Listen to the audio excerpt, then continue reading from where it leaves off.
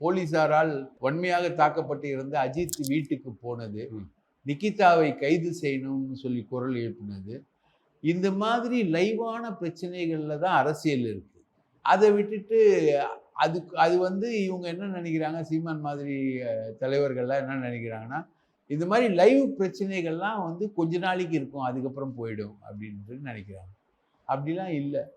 நான் என்ன கேட்குறேன் சார், இப்போ நீங்கள் முன்னாடி சொன்ன மாதிரி ஒரு ஒரு ஒரு மாநிலத்தோட வளர்ச்சி, தொழில், உள்கட்டமைப்பு, மருத்துவம், சுகாதாரம், இந்த மாதிரி விஷயத்தை எல்லாமே எல்லா அரசியல்வாதிகளும் பேசுகிறாங்க.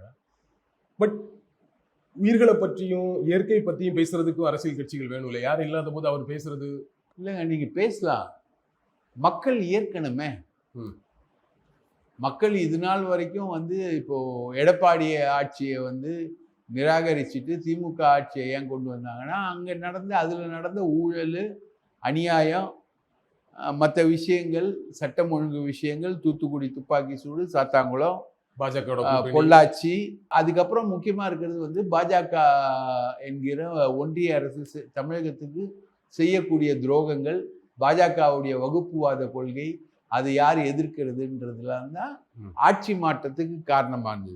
ஒரு ஆட்சியிலேருந்து இன்னொரு ஆட்சி மாற்றத்துக்கு காரணமாக ஒரு 10 ஃபேக்டரை போட்டிங்கன்னா இதெல்லாம் தான் இருக்கும். எங்கேயாவது ஆடு மாடு இருந்ததா?